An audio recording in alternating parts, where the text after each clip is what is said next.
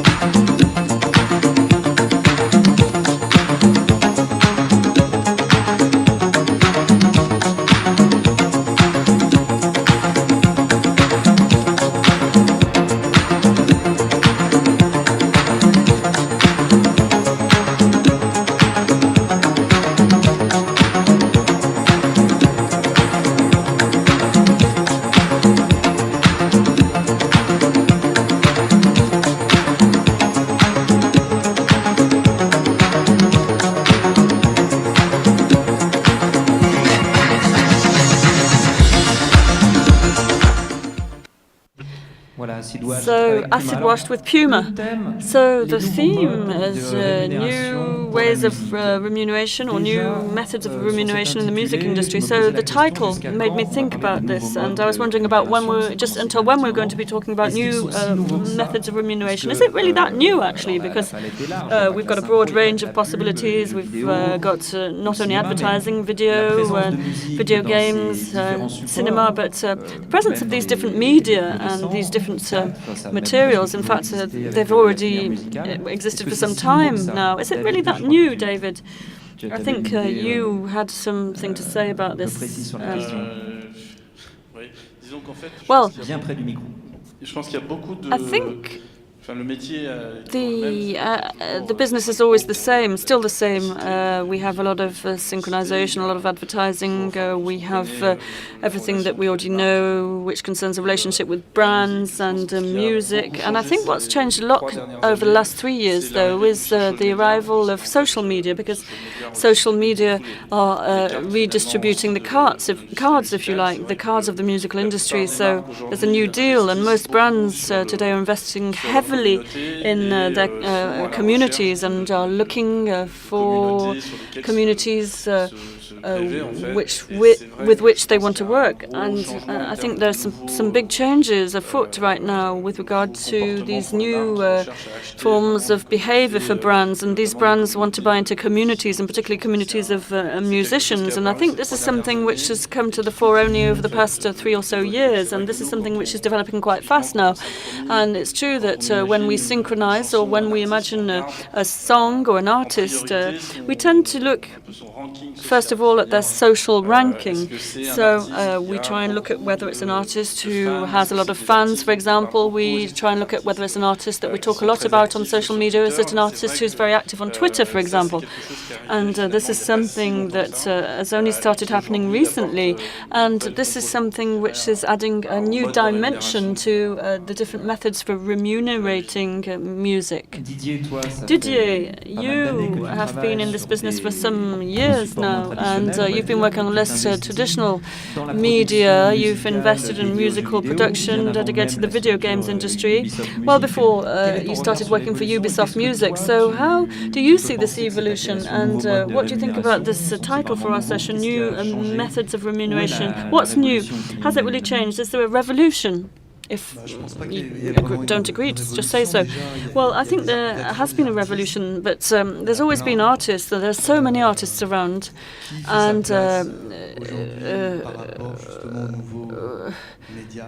these artists have to find their place on these new media and on these new methods, which are practiced by music consumers.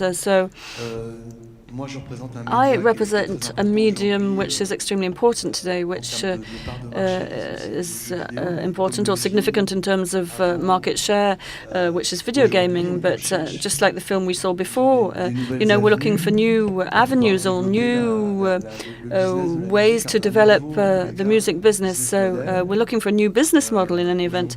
And today I can say that I've created a label, and what I'm interested in is connecting artists up with each other and opening up to the rest of the world. And I want to do this through video games, which sell in their millions. So the model is quite a simple one. But having said that, it's always the same story. You've got a lot of artists. So what artist should you choose? Why should you choose one artist and not another artist? I think there's always something that has remained constant for me in this industry, which is the fact that at the end of the day, you have to look at the artistic dimension of what you're promoting, and this is all important. You can't say that if you do pop music, for example, which is very mainstream music, you can't necessarily say that you're going to be able to interchange artists as easily as that, because pop music is above all a product. And I don't think these artists are interchangeable, and I think each musical genre as such has to represent a true or a real artist with a real artistic dimension, and then this is what ensures its real success. So what I try and do is give these artists a global showcase, and then it's up to the artist to perform, and then it's up to the artist to excel him him or herself like a real performer. And for me, I work in a virtual world, in the video gaming world, and I'm very interested in live music and by true live performances, true real performances, which is a bit of a paradox. When you say you're really interested in live performances, well, I'm interested in concerts and live performances, the performance of an artist on stage, for example. So you're talking about this from a personal standpoint. Well, no, not just from a personal standpoint. I'm talking about this from the point of view of Ubisoft Music, which produces artists and which wants to produce live artists as well, because this is part and parcel of the virtual world. And in fact, it's basically the other side, or the performing side of the virtual world, and I think it's very complementary. So we've got an enormous audience, and all these people love music, irrespective of the style of music, and I've got as many video gaming worlds as I have artistic worlds. So, for example, you can move from an alternative world to a very closed alternative world or underground world to a mainstream pop world. For example, two examples of games that I produce. I've got Just Dance, which is a dance game, a very mainstream dance game that we sell 10 million of whenever we release a new version every year. And this is very pop music oriented. So here I work with, or I've signed some artists who are completely unknown, but who are completely pop artists, obviously, because it goes with the game. But then I have another game which is Assassin's Creed, which is also an enormous bestseller across the globe. And here I use much more underground alternative artists, because this corresponds to the kind of atmosphere I want to create for this game. Now, imagine that when a brand chooses a type of music to represent that brand, it's a lot more beneficial for the brand to look at that from a development standpoint, because no listeners or no audience will ever think about headliners or Rihanna's, for example, and associate them with that brand with a high level of awareness. And if you discover, for example, an advert or music through a video game, then you'll always remember that years later, and you'll remember that you discovered that music when you were playing such and such a game. So when we're talking about things that are new, we have the medias, we have the vectors, we have the producers, but also we have the mentality or the mindset of artists. And I'd like to put a question to Acid Washed and ask them a question. So 20 to 30 years ago, it was a lot trickier. It wasn't something that people used to talk about that much. And in the 1980s, for example, there was some music with that high identity. For example, if the Dead Kennedys had produced a piece of music for Puma, they would have been very discreet about it, and the public would have probably understood. But if the Dead Kennedys had come and shown us the clip here and talked about it, it would have been very strange in the 1980s. So is this part of the past now? Now, have you lost your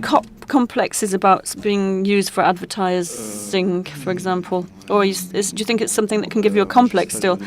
Well, I don't know. I belong to a generation where I think we have this symbiosis almost with an idea of brands. The fact that brands use us, I think we use brands just as much as brands use us. So obviously brands can be a big springboard for us advertising. And the advert that you showed earlier on, for example, what's interesting about this example is that these different worlds are very complementary and interdependent, because, for example, this was produced for the web to start off with, and then it was produced for the television. So I think it was released in about 17 countries, if I remember correctly. And it's a springboard, and obviously it's something which is very positive for us. Obviously, we can't say no to this type of offer. It's a very attractive offer for us. And I get the impression that subconsciously, it's what we were saying earlier on, I think we're linked to brands now. This is part of our lives. And if you pushed into it, for example, when you sign for a record label, there are so many music publishers as there are synchronizers. bureaus. For example, there are people who have offices in Los Angeles, and that's all they do, synchronization. But I don't think there's any moral problem or ethical problem. You were talking about the dead Kennedys, but I don't think there's a problem with this. Have you ever asked this question yourselves? Do you have a problem with being systematically associated with the group that produced the music for the Puma advert? Because we live in a world which is has so many brands and all of this media. Are you not afraid of being marked by that, or branded, if you like? So we see a lot of other things which are used by several brands. For example, this music could be used by a lot of other brands in fashion as well, and big fashion brands like Roberto Cavalli, and I think other big fashion designers have used music like this. So Puma, maybe the TV effect obviously has more outreach, but in fact this music has been used by a lot of brands as well, so I never get the impression that there's any conflicts between these brands in using this, so they've used it, and I'm not sure what you think about this, but that's my opinion on this.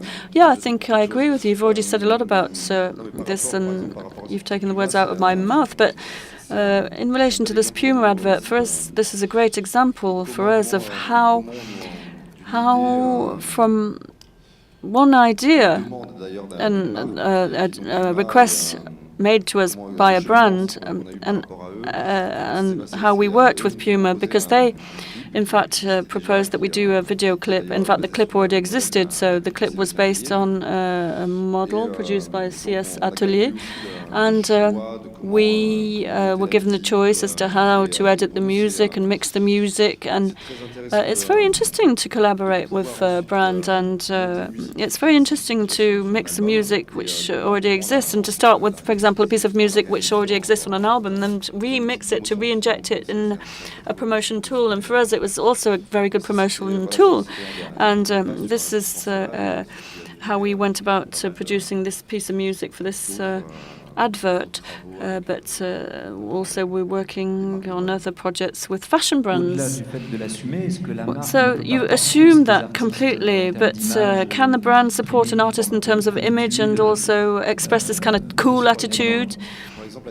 Well, yes, Agnès B, which is a fashion brand, which is a French fashion brand, and Agnès B is a big fashion designer in France.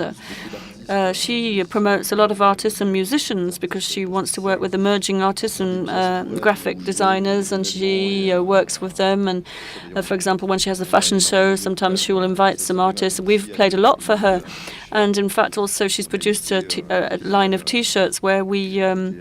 Where there's a lot of visuals on these T-shirts which were based on the visuals in our album. So, well, with regard to this cool attitude in relation to Puma, I don't think it's necessarily cool to wear Puma sneakers, but what's interesting in this example, well, personally, I've never worn Puma sneakers, but, and in fact, they never gave us any. They could have given us some free of charge, but anyway. What is interesting is the media vector and the fact that this carries us, and also this comes back to what I was saying to start off with. If they use us, we also use them, so it's a two-way thing, and I don't think there's any antagonism between us. It's a two-way relationship. It's a win-win situation. So, and we assume that completely. You know, it doesn't pose us any problem whatsoever. I don't see any problem with that. Since we're talking about French, well, we're French artists, and basically this gives us an open door to the rest of the world. And in addition to that, the media is web. It started off on the web, and the web is the new generation. It represents the new generation. It's the public that decides. It's Web 2.0. You know, it's the public that decides what they want to listen to, and this enables you to be discovered in the US or the rest of the world. So This is an international means of distributing artists, and I think it's completely up to date. So I don't think this should pose a problem as to whether you want to do this or not. But I have already met quite a lot of artists who don't like this type of thing. For example, I was talking about Sigur Rós, which is a kind of authentic, let's say, group. And they have a very strong identity. And we contacted them to produce a TV advert with them. And to start off with, they said, I love video gaming. So they said yes straight away. But then when they saw at the end of the advert that there was necessarily going to be shown the logos of Sony and PlayStation and Microsoft, Xbox, then they said, oh no, we can't do that. We can't do that. It's beyond us. It's too much. Because it wasn't part of their ethics or it wasn't part of their spirit. So maybe the members of the Sigur group, because they're from the former generation and not from the Y generation, well, I think any artist is entitled to refuse advertising if they don't want to advertise. And it's exactly what you were saying earlier on. Labels and publishers might have a problem with this. So the Sigur Rós label was really annoyed that they lost this opportunity. So, in fact, you created a frustration, and maybe we might see Sigur Rós in an episode of The Simpsons. I think it's thanks to you, in fact. This is one of the first times they recorded an exclusive title for one episode of The Simpsons. Well, in fact, it's a group which is very closed. It's really not a mainstream group, and it's a very interesting group. They have a very original universe. More's the better, but then there are so many groups like this, so why them, why not another, I don't know. But an artist at the end of the day is free to make a choice. They can decide what they want. But in this case, the artist is signed, and there are people who synchronize that, and this is part of the music business. And we're not criticizing this, but now we have to think more about how people go about consuming music. And when I say consume music, what I mean is where do they want to buy music from? So this is what I'm interested in. I've tried to analyze consumer behavior today. Who are these consumers? It's everybody, in fact. It's everybody who goes on internet every day. It's social networks. It's all of these things that you find on the internet, which are bringing in new means of consumption, new means of discovering artists, new means of discovering music. And today, this is bypassing radio stations more and more. And this is a good thing, I think, because this opens a lot more doors and this opens a lot more avenues, at least for people who whose main interest resides in saying, I like this artist, so I really want to support that artist, and therefore I want to buy that artist.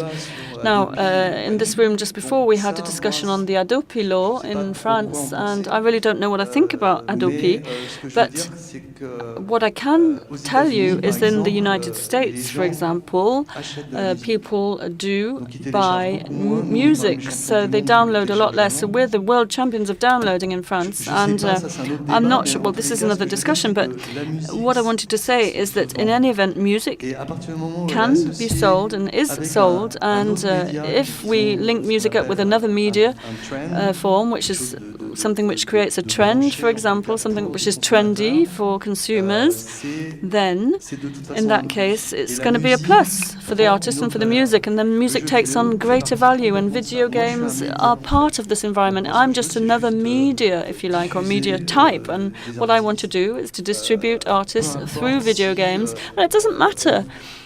It doesn't matter if we sell their music like Universal or Sony Music would sell their artists. But isn't it easier as well for you to do that? Because Ubisoft in France is a structure that we know has a very solid business model. But when you look at the results, and when you look that you get, when you see that you get more secure results, and we know that you're going to sell such and such a game, and you really bank your marketing for these music artists on video games. Now, isn't it easier than for traditional media, for example? So it's a good media, but it's not necessarily the heart of the music industry, is it? Well, it's easier in terms of distribution because systematically we reach out to millions of people when we sell a video game. So this gives a lot more exposure to these artists. But Having said that, it's just as difficult in terms of business. I'm just talking about the music now, so it's still the same problems as for any record label. So I'm an independent record label, that's all I am. Goran. Goran, you wanted to say something? Yeah, I just wanted to comment on, because you were asking questions to these guys, whether they were worried about them being branded by working by Puma, and we're talking of this sellout aspect and how dangerous it is for the band and their image. And I think we tend to simplify that discussion a bit too much. I think we tend to ask the question is, should they do this or should they just skip it? Well, I think a lot of artists and good sync people and good labels are going to ask more questions towards the quality of the sync. Like, what's the ad idea? What's the film like? How does the music sound in it? What's the budget like? Who is it going to be exposed to? What's the timing of it compared to our release and our activity? And all these questions needs to be assessed. And if all of them are pointing into a positive direction, then you have a 1 + 1 = 3, and the sellout question is, you know, it's fragmented into more specific questions, and that way it becomes more constructive and easier for the bands to analyze.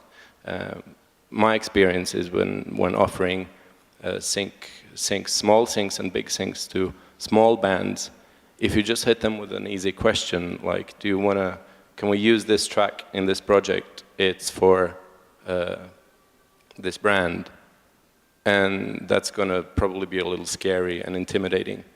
But if you go on and talk about the project, and if you talk in specific, like this is what's going to happen, this is the project, this is the director, photographer, they've done this kind of stuff before, this is the exposure, and this is the budget, and maybe even like explain if the budget is large or smaller, like argument for that, it's because, you know, it's this kind of production, this kind of exposure, and you start a conversation, you start in a proper constructive negotiation with the music side, which makes the whole thing, I think, more edible to the music side of stuff. And in the end, some are still going to say no, which is completely fair, but it's on the fair basis, like the whole project dissected and explained, and not on the basis of some sort of prejudice, because I think that's not relevant anymore. J'ai juste une seconde là-dessus parce que en fait. I'd like to say something on that. C'est vrai que nous on nous a proposé un projet Puma. It's true that when Puma contacted us with this track, they said, well, here's the graphic designer, he works with Sébastien Tellier's team, and he's going to make such and such advertisement. We knew that it would be of high quality, and unfortunately, or fortunately anyway, we didn't have any decision-making power for that, and we would have said yes, but sometimes companies do not really complies with the elements of the agreements, and around quality of artistic content, for instance. So the advertisement was released in different countries under different formats. For instance, the silhouette, the figure you see at the end, became a high professional sportsman in all countries, and we didn't know that in the beginning, so we saw that in YouTube. It was released in Argentina, Spain and Italy, and at the end the silhouette would be embodied by a national sports guy for each country, and usually they had different versions and very ugly editions. So I don't know why they had something with female swimmers, so you would have Laure Manodou, kind of, this is the French female swimmers, and they would wear pink sneakers. Wonderful. I don't know why, but they had something with female swimmers. So yes, you can ask many questions, and there was a certain artistic quality, but then in the end it became something totally different. And well, you're going to sell millions of albums, so you might be able to say at that time, well, what is this ugly little bit? Can you change this? Well, I mean, what I said, it wasn't a problem for me. What I was I said in the beginning, even though we had known this in the beginning, we would have said yes, it's true. I work both on looking for emerging artists, and I work in the same way with very famous artists. I worked with Peter Gabriel, for instance, Pixies, the Pixies, Korn, Air. We created a game recently. I mean, got the long legs. Amon Tabin. I produced a whole album with him. But he came directly into the team because he loves video games. He's a video game geek. So he got very much involved in this production. So in that case, we could say that an artist chooses his own universe and the people he wants to work with. With Peter Gabriel, it was not obvious he's a big artist, but he just played along, just like an emerging artist would do. So it's fine. It's actually the media they are interested in. And when you've got this combination, this agreement, adherence, no problem, you can do anything. You can create many things. What I'd like to say about music business, by the way, is that today artists who are totally well-known, recognized, these artists control more and more their productions. This is changing today in the music industry. You don't have a huge control of the records label or the major company, which would be like a dam against any kind of other collaboration because people would not agree on terms. In that case, it's actually the artist who can directly say, I want to be part of that, I'll do it, and I'll do it because I have the right to do it with regards to my contract. And I meet more and more artists who do control their own production. So it doesn't mean that they're not distributed by other major companies and so on, but this is another story. It means that I can create original things without having the records label asking me for synchronization when we're producing something. This is a major difference happening today. I'd like to say something else. I think that we have forgotten to talk about certain realities. Brands, as you were saying, it's not as easy to work with Nike or Carrefour or whichever brand. We're describing here a sort of ideal world where artists and brands go on well and shake hands and so on. I think it's totally different with video games. It's a product and you include music, it's much simpler. So when you're called, let's say, Suchard, that's a chocolate brand, or Nike, everything becomes more complicated.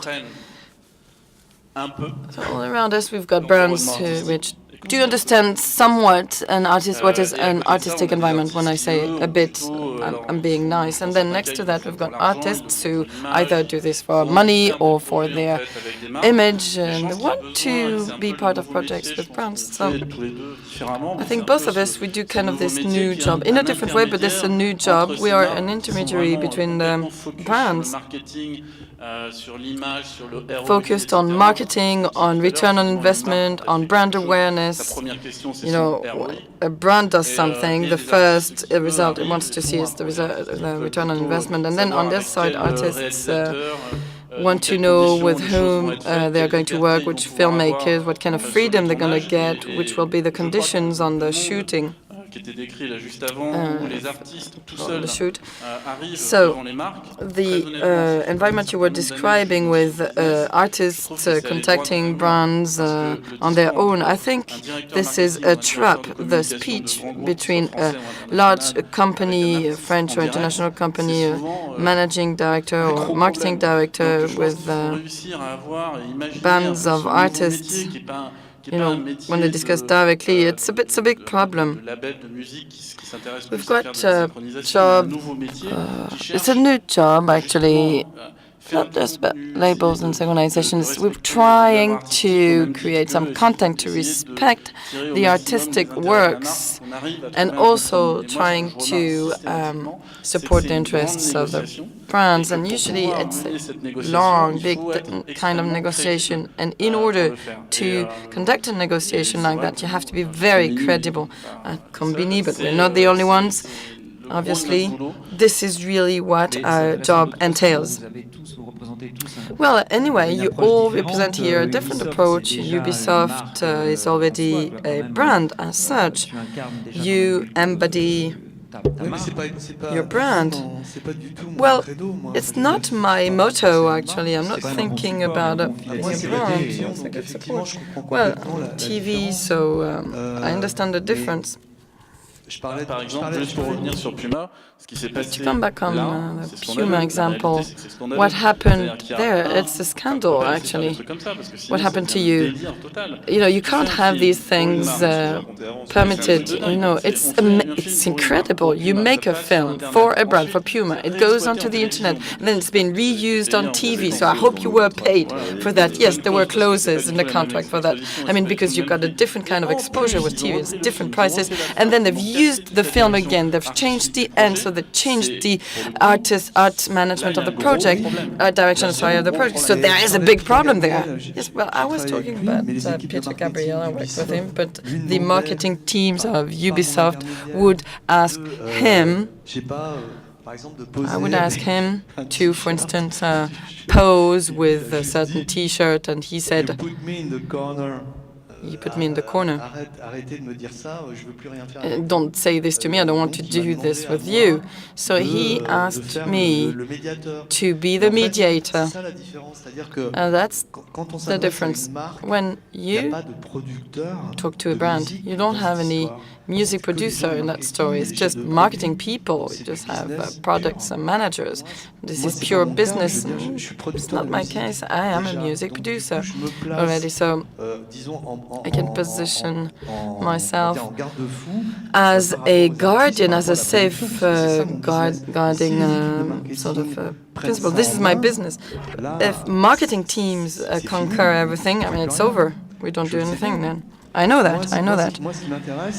I'm interested in things when Ubisoft marketing teams will work on the cross-promotion, work on the network. I mean, you're very sensible of social media, so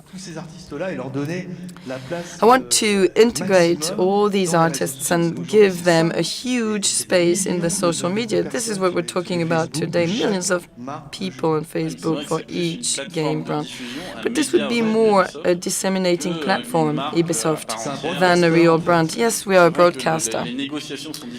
Negotiations are hard, and what I believe is that the artistic project is what motivates us all, creativity. In a word.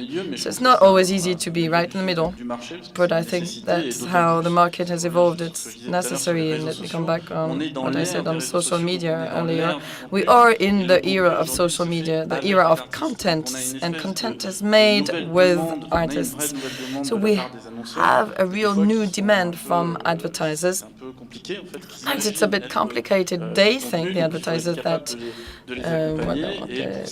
that they provide content, so we need to support them.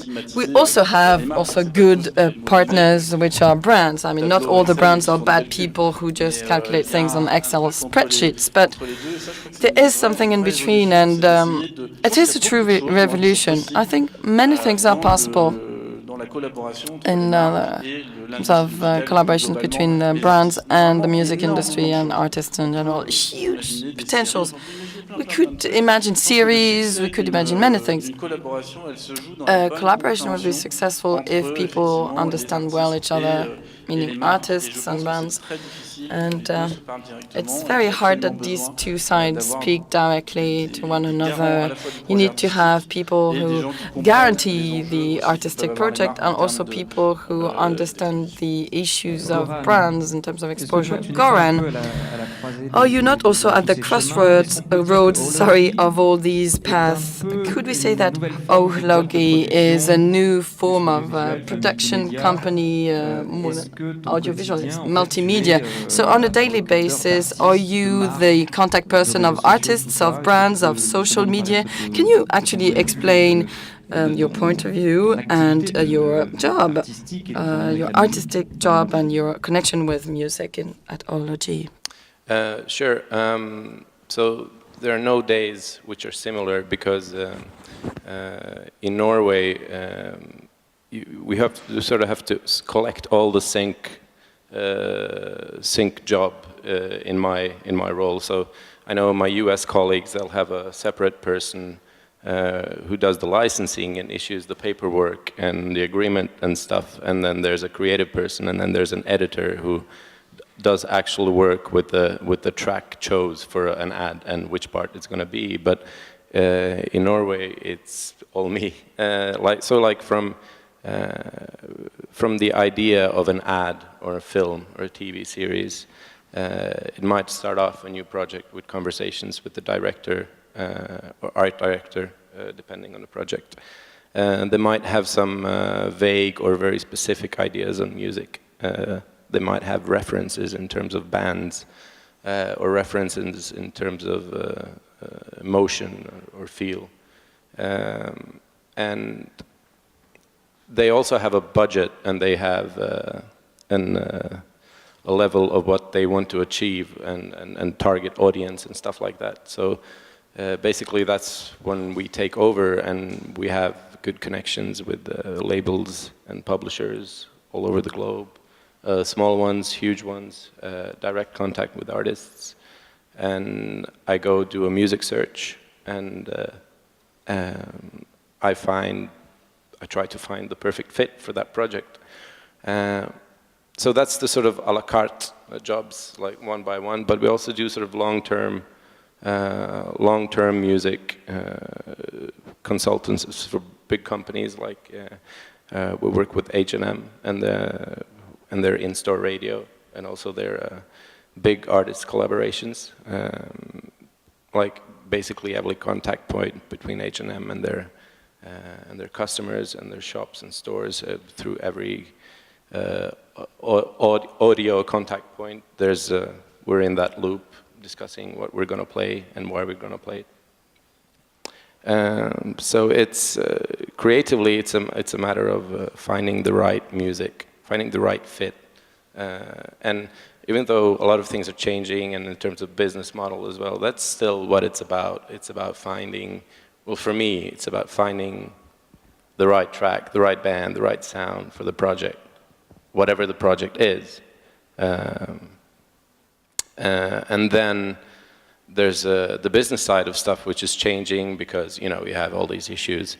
Like a TV license used to be measured by how long the project is exposed and in how many countries. But now you all of a sudden have the internet, and now you have the internet. The internet is new. I didn't mean that. Anyway, you have the issue of publishers regarding the geographic concept of geography to internet. So when someone like a multinational company publishes a project on their website, you have suddenly, you want to start counting, so what countries is it in? And they're like, well, we don't know. We're going to push it everywhere. It's the internet, man. And then, so there's new models to be made. We discussed this. There's still work to be done in terms of finding this business model, because I think a lot of artists and bands,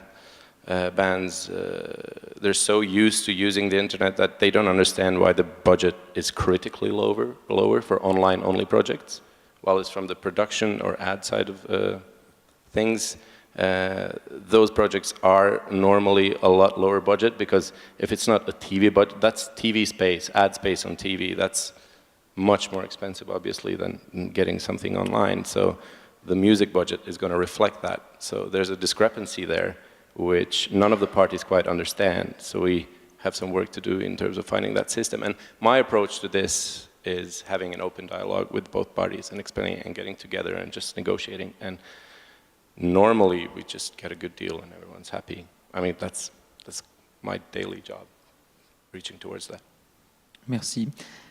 Je disais en introduction qu'il Thank c'est you. un sujet vaste. I was saying in my introduction that this was a very broad topic, Dans and l'espace some et dans le people temps, might sur le plan be international, opposed time-wise David, and space-wise. Now, comment, on an pour quelles raisons international est-ce que c'était lié à la scale, création du projet, David, pour quelles raisons deux Français why montaient, were there two nouvelle French affaire people à who Londres? set up a new company in London?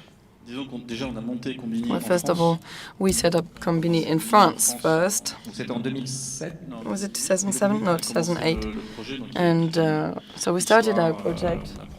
There was a whole story about this anyway. It's an ongoing story. And we moved to London September last year. I'm a bit sorry to say this because I obviously love France. That's where we have most of our staff. But I think it's easier to make international creative projects with different artists and brands in the UK.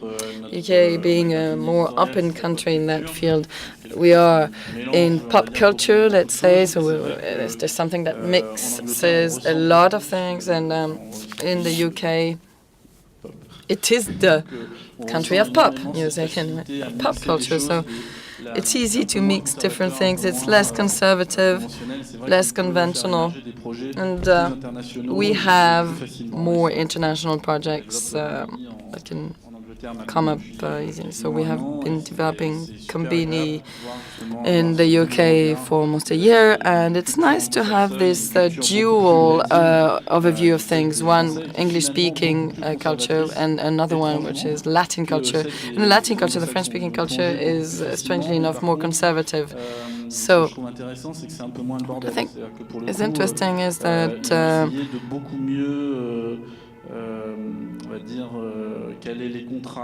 people really try to look at contracts that are more demanding in terms of copyright compliance. We've got a real legal framework which is very important. And France is fine, in the UK, sorry, it's fine, but we must say that in France it's always sort of a big mess. We always try to turn around the issues, turn the tide, try to dodge the copyrights. It's national sports. Anyway, in the UK, it's also a very creative country. There are talents from everywhere, and we have young English, British talents coming to France and vice versa, so like the UK. And the UK has understood a long time ago the input of music in a broad sense. You talked about Anglo-Saxon culture or English-speaking culture. I wanted to ask you something. Let's go back to the title of our conference, Music Placement, New Perspectives for the Remuneration of Music. Are we not too Anglo-Saxon in a way? I'm trying to be slightly provocative here. New perspectives for the remuneration of music. Are you interested in what is happening in Africa, which is a continent where there was never a music market and a new support such as simple devices as mobile phones that just had the markets explode. So a few cents for a certain phone ring multiplied by millions and millions of people is huge. I don't know if some of you attended the Wednesday session, Europe Creative. I talked about KP Verde, which is a tiny archipelago, and they did a huge, tremendous work, which could be compared to that of the European Union. It's only a tiny archipelago. So, talking about remuneration of artists, we still have records companies, big French records labels.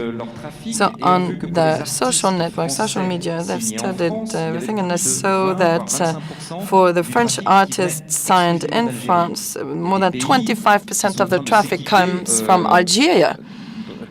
So some countries are also renewing their methods of payment. They used to not be able to pay online, and this is changing. It's a whole continent that is changing. Are you all interested in these perspectives? Or culturally speaking, we don't always offer the same kinds of music on all territories. But, well, to answer your question, everything starts with the web. This is the first reason. Nowadays, a local artist can have an international dimension, can seek audiences from other countries. So you're talking about French-speaking artists just now, and they might reach other French-speaking countries like Algeria or other, namely African countries. I'd say that everything starts from there.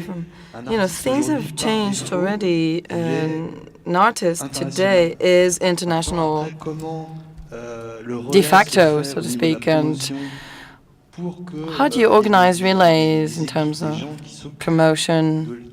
You need to have teams of people who take care of the promotion outside of their countries of origin. So on territories where they have certain audiences. This is essential, this is instrumental. They play electro music here, and by definition, French artists have always been good in electro music. So, because of that, at least, they already have some fame, some reputation in the United States, and it's not the case of all artists. If you have a French-speaking artist today in France, singing in French, so being a more traditional kind of artist, and then an artist in Quebec with the same kind of history, these artists will not go outside of their own territories, will not go beyond their own territories. There's something important to be done there.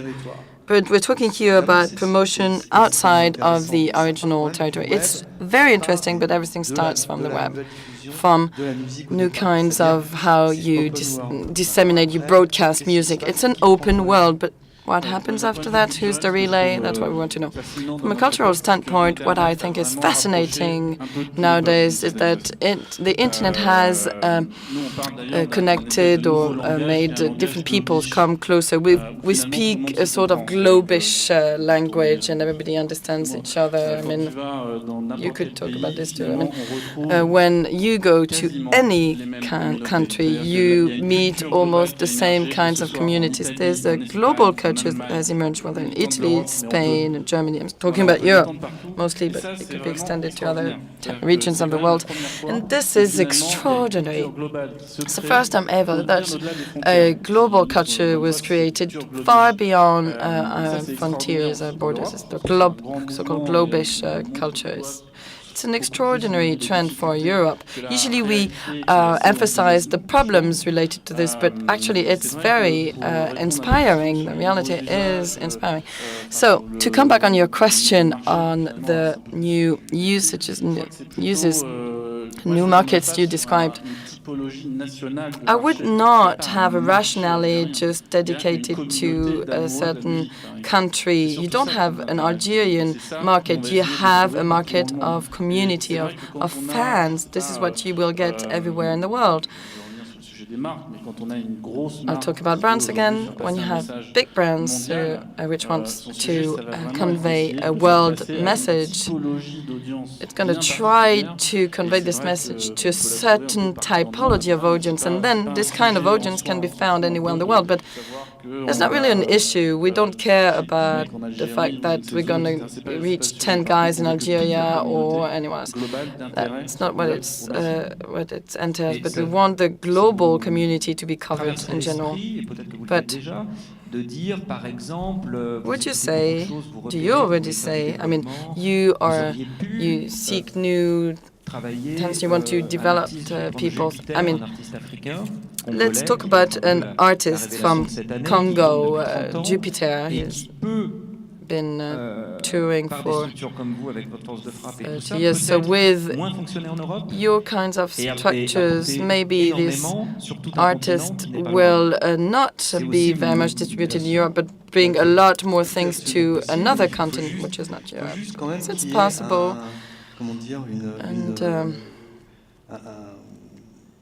une origine artistique sur un projet. There's a need for an artistic source with a project. It's a combination of many things. You choose an artist, you like his or her music, you believe in the artist, the performance of the artists, and all of these parameters are very important. This is about music production. I just produced a Jamaican artist, Kingston. The guy had never earned a cent with his music. He had been playing music for 15 years. He is highly skilled, but there, in Jamaica, it's also the third world.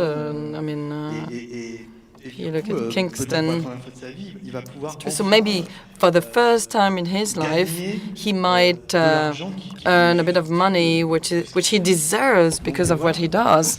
So that's interesting. There's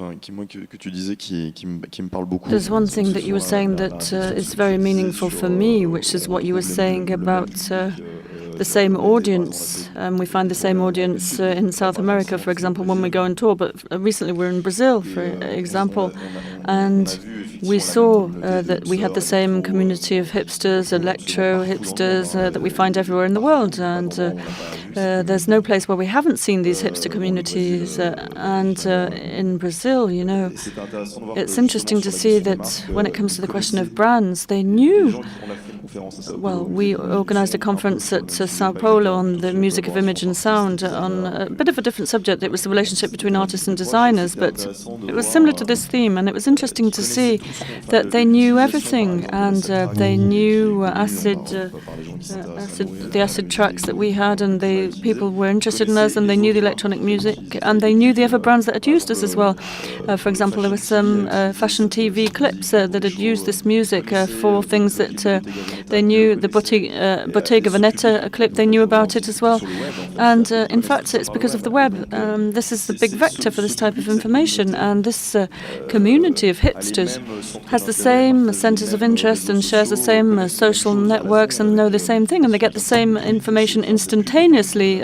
All they need to do is tweet it or see it on the adverts, and they get this information instantaneously. And in fact, these people make us popular outside of Europe as well. Goran, do you want to add anything?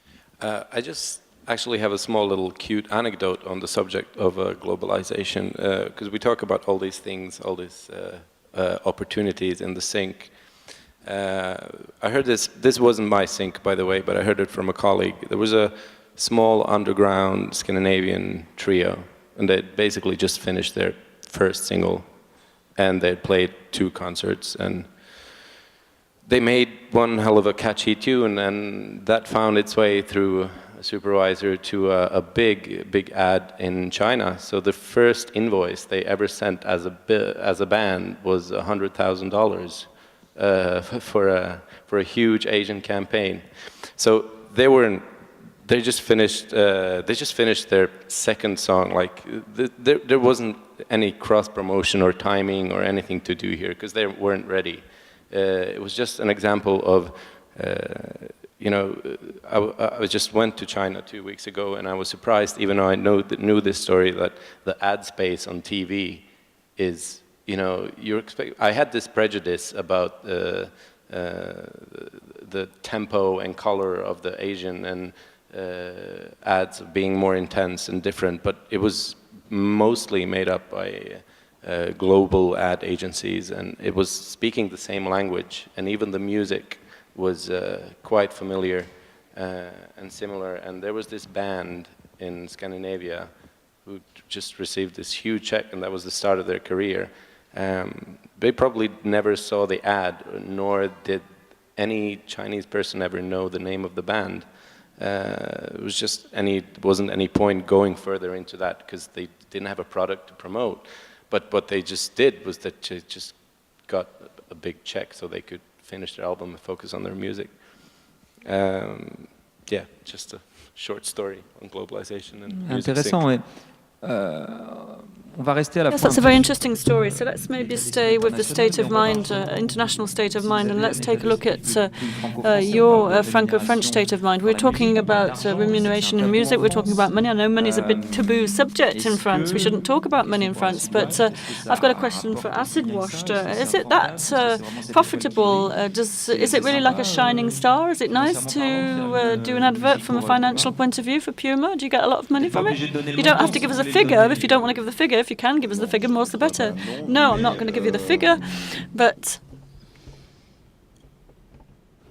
yeah, a synchro for a brand. There are a lot of people who do it. We do electronic music, so it's a bit specific, our field, but let's say a synchro, which is tied up with a good contract, it does pay well, very, very well. But I don't know any artist, well, at least in electronic music, and I know quite a few artists, in fact, that have done some synchros for brands, for big brands, very big brands even, car brands, perfume bands, sneakers bands, and I don't know one band that refused, not one. So I don't think there's really a big problem or there's a taboo about money or making money. So it's not a fantasy. Obviously, it's a lot of money. You earn a lot of money. It's a lot of money, particularly in rights as well, for the SACEM rights. So if the advert is shown on telly for 1 year, 2 years, then there's a big payoff. And we had that case with our record label, with La Ritournelle, which is they sold that music to Champions League in the UK, so it was used as the signature tune for all of the Champions League football evenings. So can you imagine how much money they get from that on Sky Sport? So there's a relationship with the brand first of all, and then afterwards you have all the payoffs and you get all of the byproducts and all of these extra financial streams. It's not just artists who get the money either. You get the obviously there's a 60-40 split with the label. And this is another development in our profession, and this is what I was saying to start off with. Labels are not labels anymore. In fact, labels are labels and. So they're labels and synchronization agencies, and so it's very rare to sign with a publisher, at least in our business.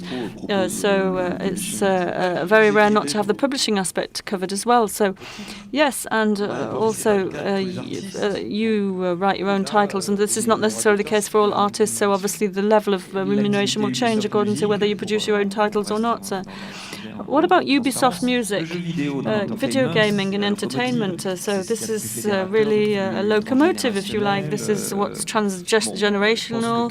It brings generations together. And I think when you created Ubisoft music in a context when we were hearing more and more about the difficulties in the music industry and so on and so forth, it's because there's a real business interest behind it. And you didn't just set that label up for pleasure because it was your passion for music. No, I've got a hell of a lot of problems with the label. But nonetheless, it is a passion. And I work on the basis that I've been in this business for almost, let's say, 18 years that I've been working for Ubisoft. So I set up their whole department, and I produce music first and foremost. So this is my passion to start off with. And when I hear people talk about a composer, and I'm told he's a composer of video games, then I won't select him because it doesn't mean anything for me, composing video game music. What does that mean? So it's completely paradoxical to me. So I'm looking for artists first and foremost, not people who produce for video games specifically.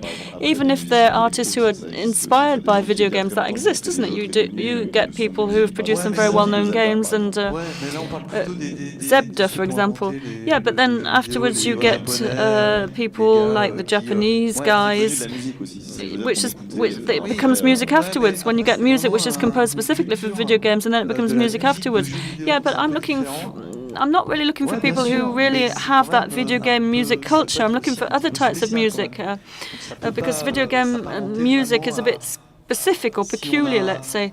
And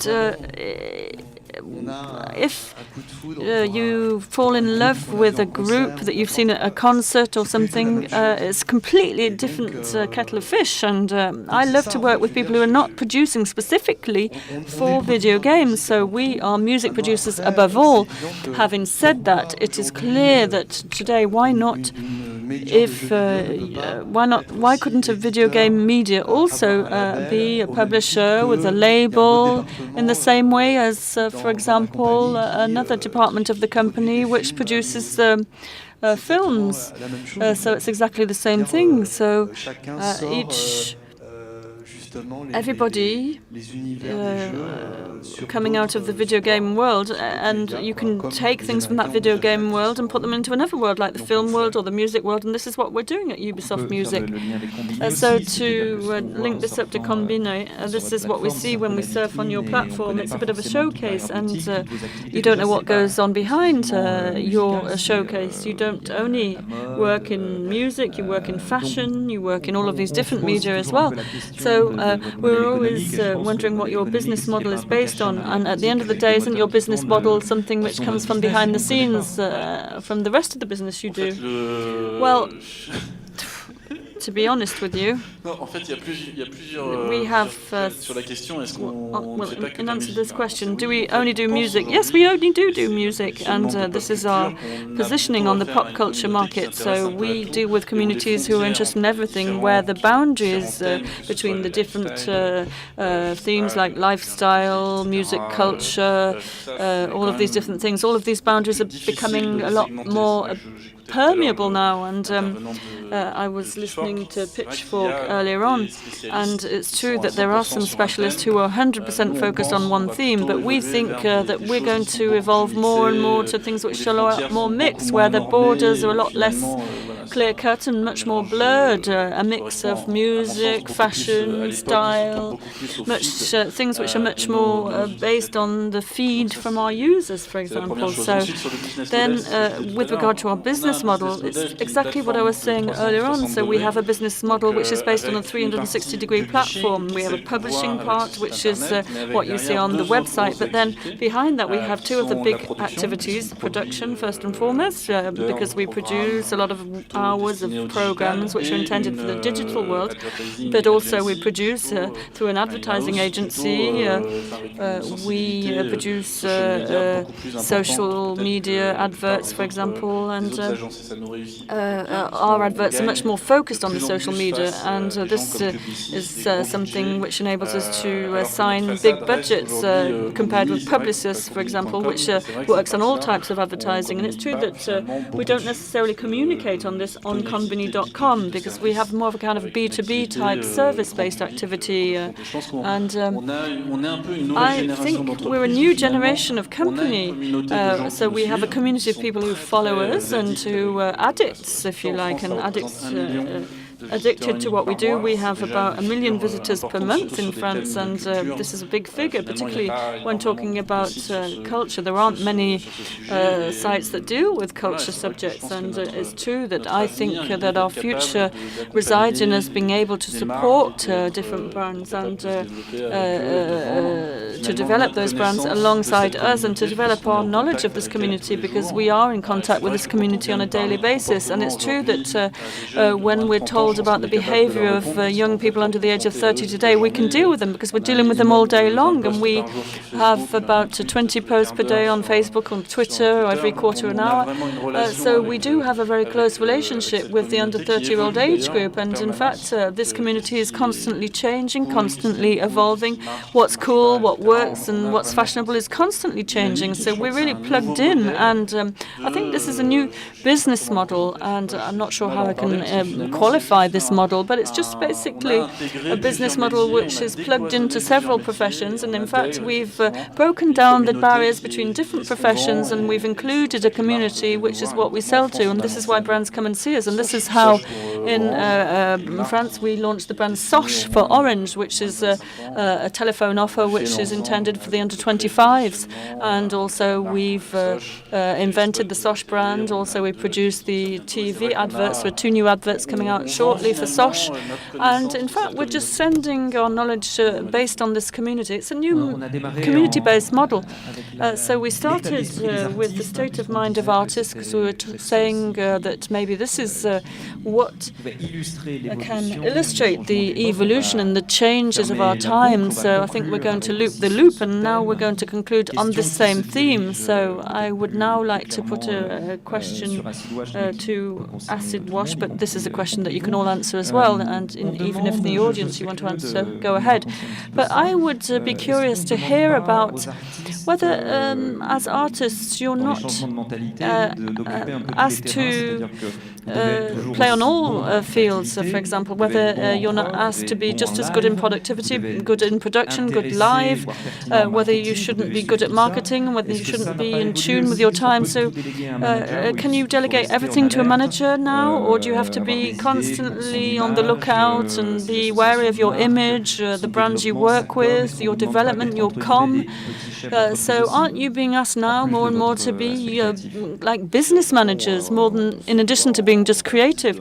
Yes, now as artists we have to well, I'm not sure if it's a question of control, but we have to manage a lot of different platforms at once. So this starts off with platforms like Facebook and Twitter, and this is the artist who does that. So we are in direct contact with all of these Facebook and Twitter communities, and also sometimes we're asked to. We could ask our managers to do that, but it's probably better perceived if we do it ourselves, and it's better perceived if we communicate directly through Twitter, through Facebook ourselves. So I think this is something which is quite new, because before, when you produced a media plan, it wasn't us who decided on the media plan, it was your label or your manager who decided on this. And now we have much more input, and we have much more of a role to play on these things.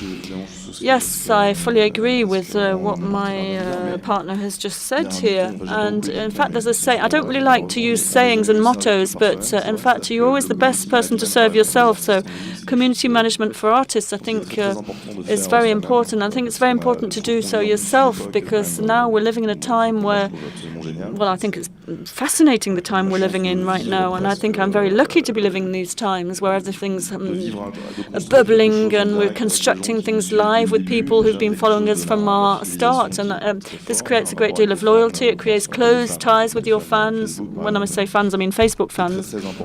So this is very important, to create these links yourself. And what you were saying earlier on about the fact that we tend to control our image a lot more, this is where it all starts, because you control your posts on internet, you control what you decide to post on internet. Some people don't control what they post on internet, and this is where it goes off the rails very often. For example, there was a story of Birdie Namnam who'd got completely out of control on Facebook, and obviously this created a bit of an outcry. I'm not sure if it was on Twitter or Facebook, and I think it's a great time to be living in, and I think it's absolutely brilliant to be able to do all of this now. And this is part of our generation. In fact, we would have never been signed by a major company if we weren't like this. In the 1990s, for example, we would never have been signed. We come from the web. We're the web generation, and it's the social networks that have forged us and forged our identity. So we were already quite popular in the electronic music community, but via the networks to start off with. And signing with a big record label is something that follows on from all of this. It's crazy, though, how things can really just follow on from each other. I just wanted to add, because we've spoken a lot about how music and bands have changed over the last 2 decades, and how you guys don't really see the problems with this. You just see the opportunities and have a positive approach, and I think that's the case. But also we need to remember that it's not only the music side, but it maybe started on the marketing side. We were discussing this a bit earlier. Marketing has changed, and the way that brands communicate with their surroundings has changed. And you know, I think mass media sort of is ending or ended, or just telling everyone what to do or what to. It's not really about that. It's about engaging and involving and it's like that for bands and it's like that for brands. And bands and artists have been thinking like that for decades, having to involve this is a natural underground indie kind of mentality. You have to make real bonds and connection to your following. You have to make a long-term relationship. You have to give them something back. It's a two-way street. And this now is basically the model of marketing, which is probably one of the explanations why they seek bands and artists so much. And I think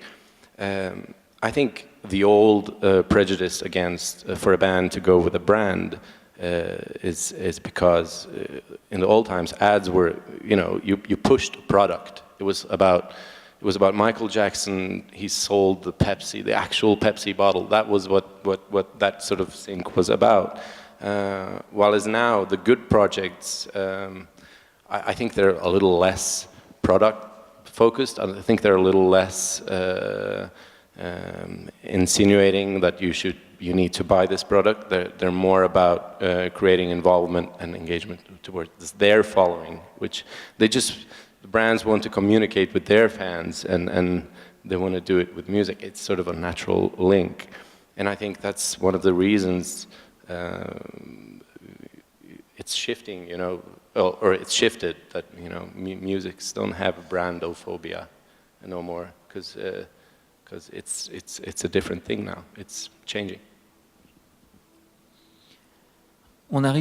Yes, well, this brings us more or less to the end of this discussion. I'm not sure if you have any questions. Now, if we do have any questions, we're going to have to take them now because we don't have much time left.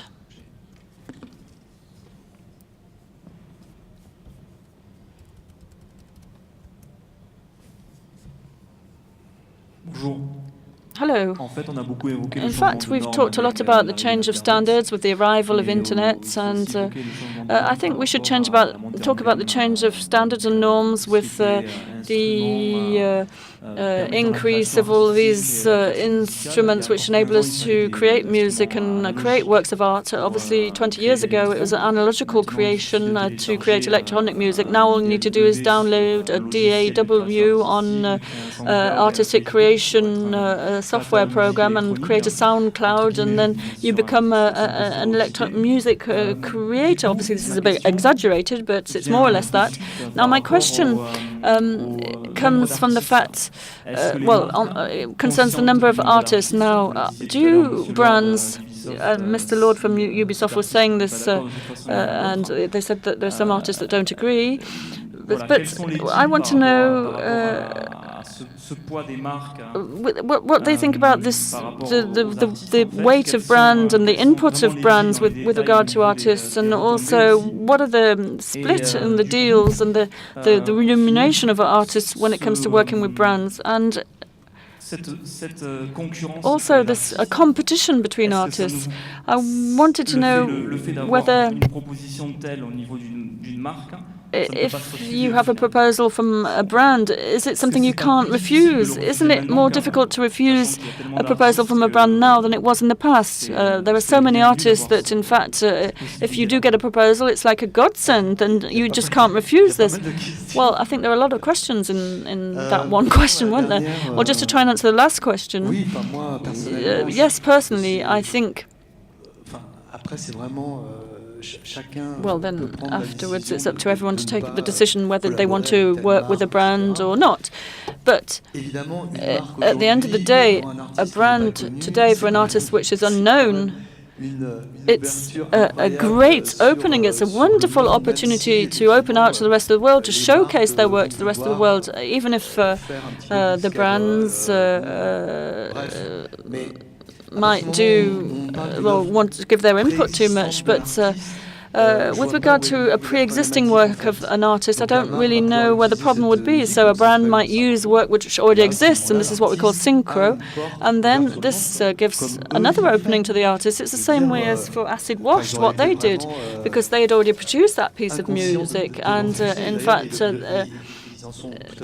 they are aware of the fact that they couldn't really refuse to work with a brand. But what's different now compared with the past is that in the old economy, if we can call it that, there really now is a natural opening via the web. And in any event, everybody can seize opportunities today, and an artist can be spotted on the web by a label or producer like me or by anyone else who considers that there's really something there, there's really some talent there. And the web is a showcase, and it's a new way of connecting artists, interesting artists, to their world. But I don't position myself as a major company. You know, the major companies have armies of trainees, and they ask their trainees to look at the greatest number of viewings on YouTube in case they miss a good deal, for example, and they miss an artist that they should sign with. That's how major companies work. They just get all these trainees to scan the net and see what's going on. But this is not what we do.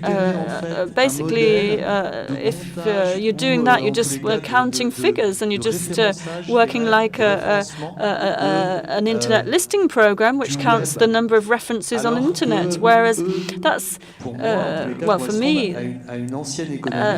that's the old economy where they're just using web tools, and now we have modern day web tools, and the problem is they're using these tools to re-sign artists who have so many viewings on YouTube, and for me, I think this is stupid, and or it's a fake way of working. There's absolutely no intention of them to make money if you do that. It's just counting figures. So there's no artistic intention behind that. Now, I think the artistic dimension that the web gives you through international openings given through groups is to work with these so-called alternative groups and then enable these so-called alternative artists the opportunity to become mainstream one day. And this is a big, big change nowadays. So just to finish on this point, so we're not just focusing on the mainstream aspects of music and the business product. In fact, we've a new way of working, but nonetheless, which can lead to an enormous commercial success because everybody buys into that. Yeah, let me come back to your first question, which is this question of access to music. And access to music is maybe easier today than it used to be in the past. We can produce music in your bedroom now a lot easier than you could in the past. But I think this is really a bit of a simplistic view of what an artist is today, saying that it's too easy to produce music now. But an artist, in fact, manages their own community nowadays. They have to be in contact with their community. They have to be multifaceted. They have to be versatile. So these new generation artists cannot just be boiled down to a soundtrack on an advert. So this is very important. So this has an impact on how brands choose artists as well. So a brand is going to be more interested in an artist who's like a multi-skilled global artist who's ultra-connected with his own community. And this is a very important filter when it comes to selecting the different artists that brands want to work with. And if a brand is going to join forces with an artist, they'll tend to choose those types of artists. But then what we're interested in is having, well, today, you know, we have all of this different music available on the internet. We have a host of different varieties of music, from a very state-of-the-art music to a much more mainstream music and very different themed music on the internet. So now people can mix everything up, and now people do listen to a lot more music than they used to do in the past. And you had another question, which was, is it profitable, or can you actually refuse to work with a brand if a brand contacts you and makes a proposal? I really think that you can maybe refuse it, and if you don't have an artistic project which corresponds to your artistic line of thought, or what you want to do with your public, what you want to do with your fans, if there's no perfect fit between you and the brand, then I think you should refuse it. But then obviously the music industry no longer has these enormous revenues that it used to have in the past. But I think it's better to refuse a bad project than to have a better one and to wait for a better one to come along later on. Who knows? But yes, just to add to what you've just said about producing analogical music. We still produce analogical music. We've got a studio where we produce everything analogically. We don't have a plug-in on internet, just produce our albums. We still have analogical production. So there's a bit of this, but it's not the most of what we do. And in fact, there aren't that many automatic tools nowadays. Everybody still uses a lot of analogical tools. Having said that, you were talking about the deals and the split in the deals. Send an email to my label if you want, and they might send you a copy of the contract we have with Puma, but I'm not going to say anything about that today. Now, with regard to your question as to whether this can be refused or not, I think what you've said is quite right. The deals are unfortunately not respected on both sides. And the big brands, in fact, we're not in contact with the big brands ourselves. We never see them or we never meet them ourselves. In fact, they contact us via other structures or via our contact persons, for example. So we talk about the artistic project, and if we like the idea of the artistic project, then we'll say yes. But I don't think we would say no, because the revenue is so different to that we're used to getting, that nobody sells records anymore. Nobody sells music anymore. You have to call a spade a spade. Even Madonna doesn't sell. Well, she sells music, but she doesn't really sell records anymore. But what she gets from that is nothing compared to what she gets from the rest of what she does. So everything is relative. And everything has changed now. Everything is being reinvented every day. So, and I just wanted to finish on your question, which I think is a very interesting one as well. I don't think people are asking us to be business managers and community managers and to be good live performers as well. And in fact, they're not asking us to do that because we know how to do it already. We come from a generation which already knows how to do that. We know how to manage our communities. We know how to deal with our business. And this is something which has changed a lot as well over the years. We no longer tend to work with managers who govern our lives and tell us what to do, not what to do. And we say we're artists living on our artistic cloud. We don't deal with all of these details. No, I think now we're much more plugged in. We're very connected. Obviously, we do still have managers, but they deal with other things. And we're really very involved in everything we do and discussions at every single level of everything that we do. And we're much more engaged now in everything we do. And we can do this. That's why nobody has to ask us to do it, because we do it naturally. Yeah, just had a really short comment on the stuff you said regarding the easiness and of the DAW and the production now.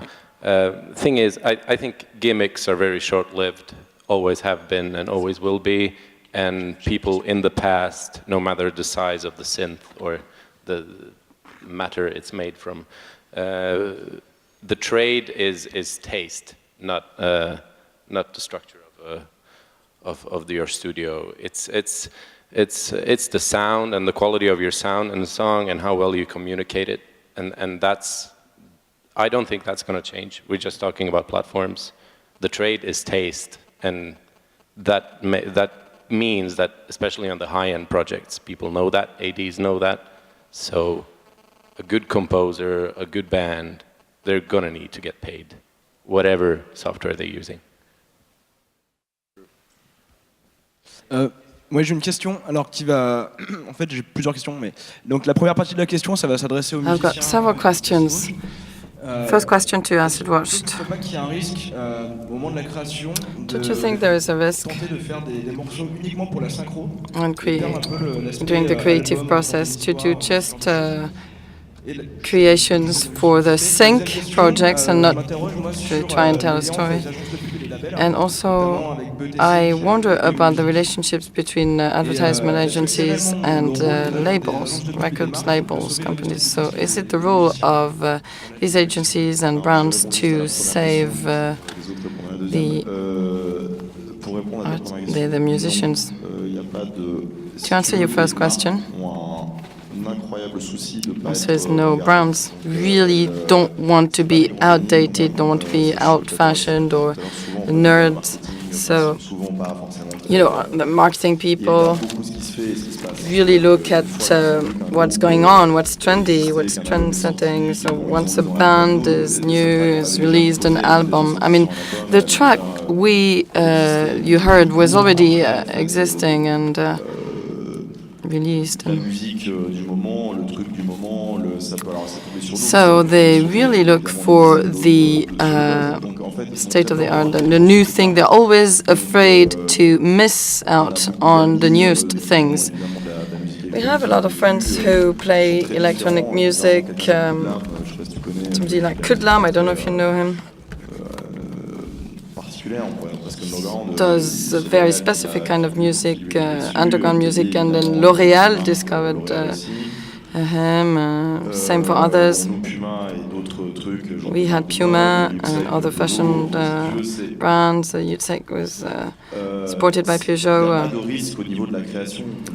There's no risk in terms of creativity. They come and fetch us. We haven't tried to contact them. Otherwise, we would be advertiser-focused musicians. We would work for TV, children's series. We wouldn't be musicians. We would work for sound environments. I mean, it's another kind of job, but it does exist, and it's fine. I'm not judgmental here, but no, creativity is not at risk. I'll have other speakers answer your second question, but the relationship between brands and musicians has always existed. Even at the times when musicians would sell millions of discs or records. This was the case. I mean, it's very rare to have artists refuse these kinds of projects. It's important. It might be the next step. The next generation will do what you said. Since people don't sell records anymore, so their incomes sources are either syncs or impros or concerts. Maybe there'll be a next phase where people will understand they shouldn't do that, but I don't know. I don't think that the debate is to know whether advertisement is a good or bad thing for an artist. Each artist is free to decide. I mean, it's sync, it's a peripheral business which has always existed, as you said. And about your second question on advertisement agencies, I really don't think that they are going to provide a solution to the music business and to artists in general. It's not at all what it's like. Advertisement agencies only work on a certain marketing approach, which is selling a product. So they need content, they need music. They've always needed music to do that. There was a time when I myself would compose music for advertisements, and would request a lot of original music, but now it's over. No musician can live like this, can earn their keep like this. They use pre-existing music, and they can support emerging artists, and this creates a buzz and it creates a good, big community of values. So that's interesting for them. But they have no qualms whatsoever, and people who don't have any qualms, they can't provide an artistic solution to the music business in the future. I totally disagree, actually. I think it's a caricature of who are the bads, who are the good and bad people, evil and bad and good people. Anyway, you talked about syncs because it's the last income of the previous times of the past, which still exists today. During this session, we've talked about all the different evolutions. So now we have content. Social media have changed many things. The 30-second format is as important as big audience elements from TV channels. I mean, some commercials who would generate 1 or 2 million euros. Now, if it generates 400, 500,000 euros, it's already good. So there is decline. Syncs, I mean, we don't refuse syncs, but I think that there will be less and less revenues for syncs. I mean, maybe that in 2 or 3 years, this will cost much less. It's going to decrease, just like traditional TV channels has already decreased, I must say. Yes, it's true. It might be a counterexample, but now we use works from catalogs. No, this is not always true. We have did a commercial, and Citizen did a cover song by Nina Simon. So there are many ideas generated by agencies. I really believe in content. Social media today require a lot more content. You have to be able to create content. And music is still a very important field in that case, and what interests people is of interest to brands, so brands want to be connected with content. However, I don't think that the debate should be, are brands here to save the music industry? No, this is not a question that should be put just here. I mean, it's how can a brand contact a certain audience or community of fans. I'd like to finish off by saying that this is where we have a future ahead of us. I mean, it's totally annoying to just use a track for an advertisement. I mean, if in the future we'll be able to make content series in which, we're very much involved and we own the artistic direction, I think it would be a nice light out of the tunnel we're in. I mean, many projects can start like this, to have more resources, and the more Twitter and Facebook may progress, the more there will be, the more evolutions there will be in the field of commercials. We used to make projects for 100,000, 200,000 euros. But lately, we had projects with a budget of 500,000, 600,000. I think we're going to increase the revenues there. So if you look at the agency fees, the promotion, the participation of artists, I think there's a good equal sharing there. And this model is coming very fast, and it's going to explode, just like social media have totally changed the landscape. I mean, a commercial, you must understand, is not, trendy anymore. It's boring to make an ad. I mean, it doesn't work anymore. It used to work a lot. There is not any kind of clearly identified audience anymore. You've got 40 TV channels. We don't even know whether people watch TV anymore. So the arrival of the social media is, to me, a good generation of revenues for all artists, whoever they are. We've been talking about musicians. This is true for fashion designers or filmmakers or video people. I don't see how we don't agree. Toi, quand tu dis par contre qu'un artiste n'a pas accepté une synchro, quoi. I mean, I don't see how we disagree. I think that an artist can accept to make a sync. A sync project. No problem. So I don't really understand your comment on why we disagree. But I was just saying that sync is important. This is what is kept from the past, what remains from the past. We're talking about ads there. Ads are syncs. A brand doesn't have just one way of expressing itself. It's not just with commercials, but a brand has several ways of expressing itself. That's why there's so many artists that have different dimensions. Some of them do their own video clips or do multimedia projects. It's nothing to do with control.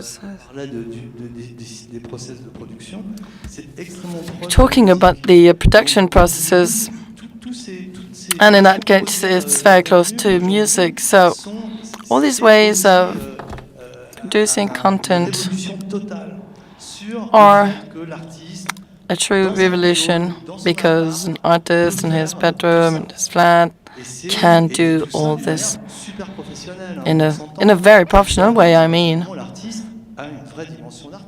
As long as an artist is a real artist, take vision. Some fail, yes, but others succeed. And as you were saying, David,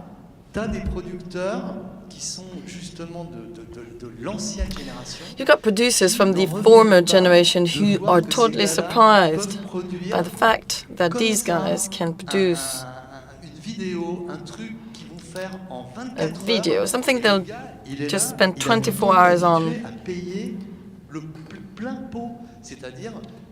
And the producer was always used to pay. I mean, the producer is almost telling the artist, well, how can you do that without a helicopter?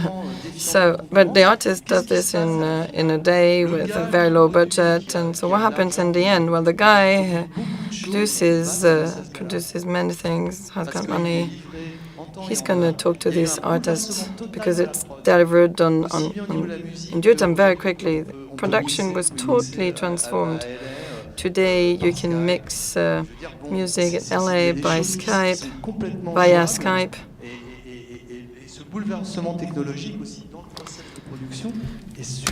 This technological disturbance is very interesting. So to conclude, we can say that there is something stable that leads us back to the past. Yes, production has been democratized. You have more creators, more production. So despite all this diversity of modes of dissemination, there will always be a bottleneck situation in a certain way. But to agree with what David said, is that image is hyper important. We have too many productions.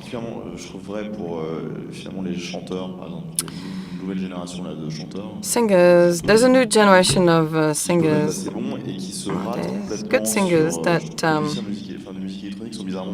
mistakes. Usually electro musicians fare better in what we're talking lately. I'm not talking about us to just boast on our skills.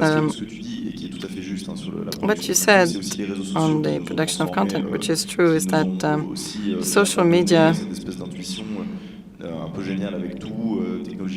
allowed us to have some intuition. We can produce video, music, and publish it immediately.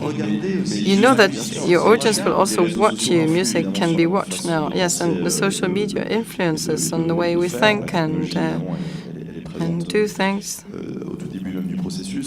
Technology is part and parcel of the process from the very beginning, and many singers just actually fail because image is instrumental. Sometimes even skilled people just made a mistake, so they started to make videos and music and edit everything, and they had a very poor aesthetics, but and it was over. But there were good artists in the beginning. These are singers. It's not my type of music. So, but at the beginning they were good, but then they fail in what they do, and it's a pity. Anyway, I told you in the beginning that it was a very broad topic, and we have only passionate people here. It was the best panel ever, obviously, haha, says one of the guests. But I have to conclude now. We have to close the shop. Thank you very much, and you can give them a round of applause.